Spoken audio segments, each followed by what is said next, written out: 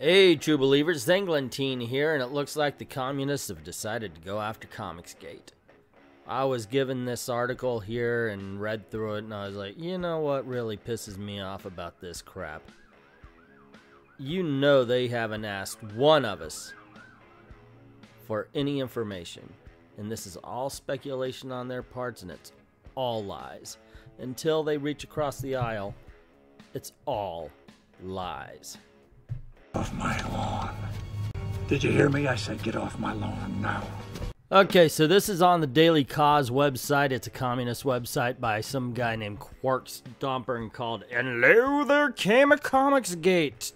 Exclamation, exclamation, exclamation. Let's break this shit down. During the past few years, there's been an angry undercurrent of resentment seething through various pools of the fanish community. We've had a rabid puppies besieging the venerable Hugo Awards to overthrow the tyranny of feminists. We've had Gamergate eviscerating the scourge of the fake geek girls. Now here comes a new group to champion liberty, calling itself COMIXgate. And right away we can see the unbiased nature that this article is going to take on. We can tell that this guy has definitely been on the wrong side of every bit of history. And he just wants to continue, and you understand that just from the fact that he's writing for the Daily Freaking Cause. Those of you interested in comics may remember this past year, a Marvel executive caused a stir in the fanish community, nobody calls it that, dumbass, when he reported at a sales conference that they have heard complaints from retailers saying that the increased diversity the company has been putting into its comics has been depressing sales. Others have pointed out that crappy marketing strategies have had more to do with this drop in sales than replacing Peter Parker with a black Hispanic kid has. But it cannot be denied that Marvel has made a conscious decision in recent years to put more diversity into its titles, and there are many who long for the good old days when the roster of Avengers was wider than Moon Knight's briefs. Alrighty then, let's unpack what this idiot has just said, because I have the feeling that the only thing he really researched was the fact that Moon Knight wore white. Last year, the executive wasn't at a sales conference when he said this. The sales conference actually ended up happening about 6 months after the event that he was talking about, when someone said that the sales were down because they heard of diversity. Now granted, the diversity was brought up at the sales conference, but what it was really about was the fact that they were replacing classic characters with new ones that nobody knew. And that was causing older readers to turn away, and newer readers were going, well, who the hell is this? These aren't the characters we know. Now granted, that doesn't mean everybody did that, but most people did, and that's why sales have plummeted. You're welcome for me helping you out with your research, you dumb freaking communist. Others have pointed out the crappy marketing strategies. Yes, that's true. Bad marketing. Diamond has been proven more than once to be horrible for the direct market, and calling your readers dipshits and shit and racist and Nazis online is not helping. And let's see, replacing Peter Parker with black Hispanic kid has not been a problem, because he didn't replace Peter Parker, dumbass. It was a whole fucking other thing. The guy did no research. Now, had he said Ms. Marvel, she replaced Ms. Marvel, or the Hulk, maybe there'd be something here. But this person tried to be racist. You could tell they went for the black Hispanic kid so he could use, oh, these white people hate blacks and Hispanics. Sorry. You tried to get us, but you're dumb, and we don't care. And if he was in the Ultimate Marvel Universe, everybody would think he's cool.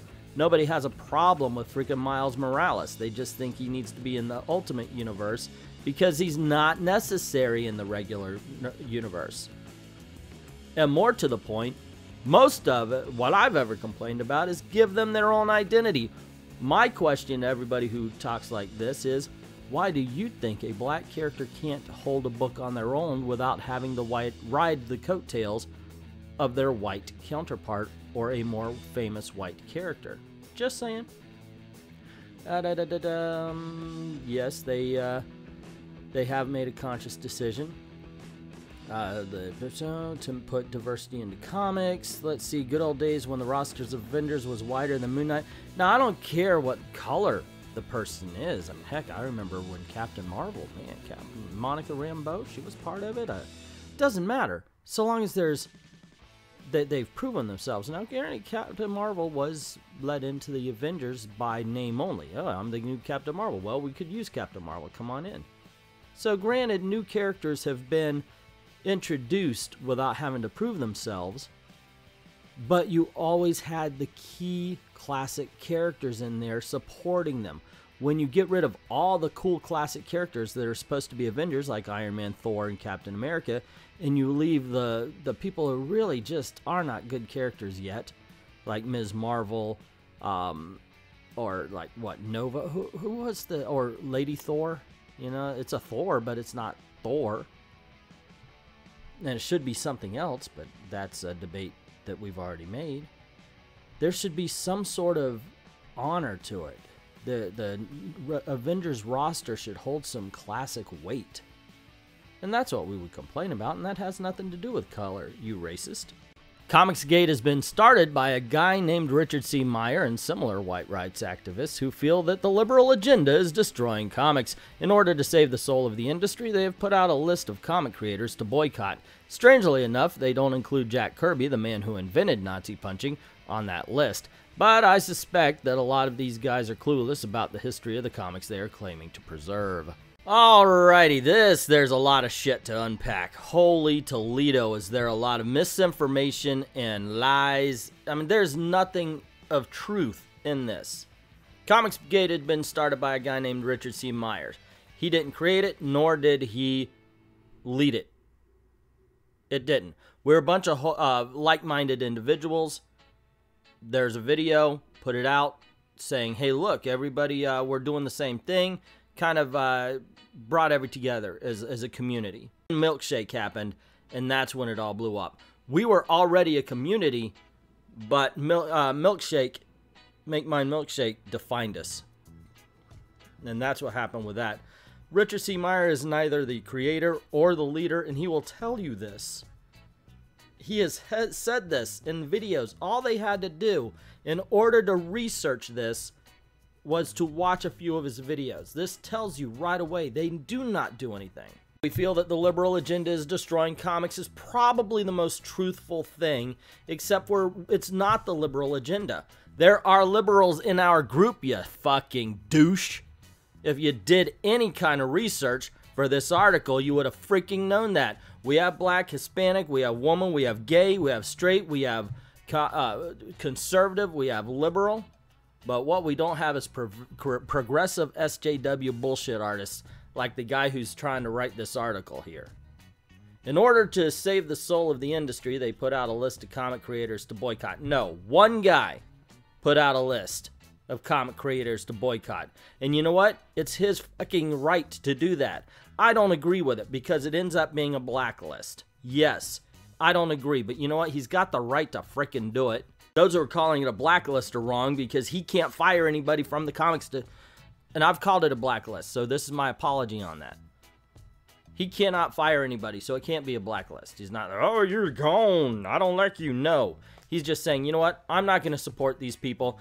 If you agree with me, this is a list of people to go for. Okay, and everybody's got the chance to boycott. And this is the fucking side of the argument. You know these people are like, oh, Chick-fil-A did this, so they gotta go. I don't like Home Depot, we gotta boycott. And now they're saying, just because Yellow Flash did a boycott list. I don't even fucking agree with it, but I will defend it. Yeah, it's caused this side some problems. But big damn deal. He's got the right to fucking do it. Jesus Christ in heaven.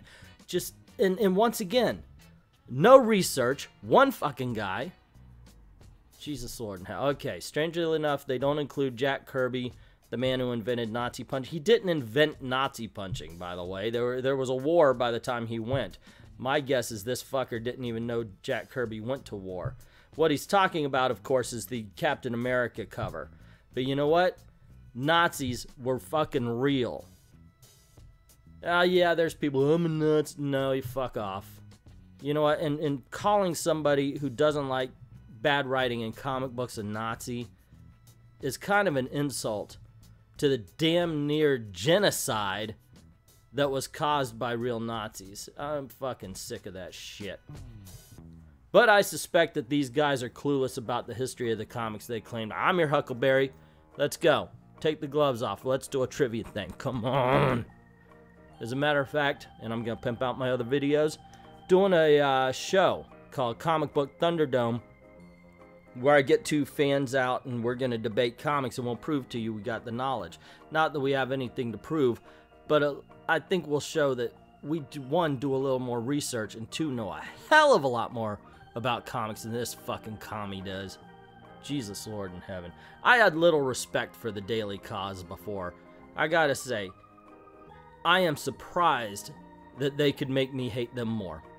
But that's just my opinion, my idea. What is yours? What's your opinion? What do you think about this Daily Cause thing? And like I said, what really bothers me is they don't really get to know the facts. And they just write this shit. It's all lies. You know, talk to a few of us to find out what we're actually about. And then if you find it disagreeable, then be smart about it. Meet us on the field of ideas. That's what really bothers me here. They're just being disingenuous. If they really did the research, they could meet us on the battlefield of ideas, and I would respect them a little bit more. But they don't. But what do you think about it? Let me know in the comments below. Also, if you like this video, you want to see more, click like, click shares, click subscribe. Even if you think you're subscribed, make sure you are, because YouTube's messed things up. And make sure that that bell is rung, because cool things happen around these parts and I don't want you to miss a thing. Hey true believers, ENGLENTINE here. Now, you've heard me say on many a video, this is my only job, so please go on over to Patreon, drop $1 in the till. Help us keep the lights on, help us keep making videos for you. So I decided, here's something nice to do. Why not, in order to say thank you, have a graphic novel giveaway? And so I figured, why not? And Superman in the 70s is this month's giveaway to anybody who donates $1 or more. The drawing will be on March 6th. We do have 2 tiers.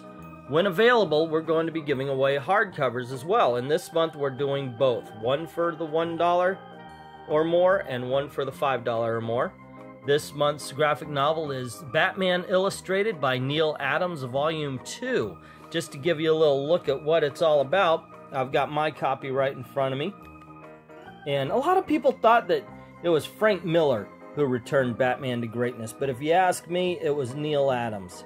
Neil Adams and Denny O'Neil, man. They wrote some great stories. They made some great stories. And Neil Adams' atmospheric art just looks great. It looks amazing. And this book, it is just such a great compilation. And even as you get all of these stories right here, this is the... And then you get introductions and forewords, so you get the history behind it as well as the stories. So yes, please go on over to Patreon, drop $1 in the till, get in the running to win Superman in the 70s, or drop $5 or more in the till and get in the running to win Batman Illustrated by Neil Adams, Volume 2. I'd like to thank everybody who's already done that, and to everyone, thank you very, very much for watching.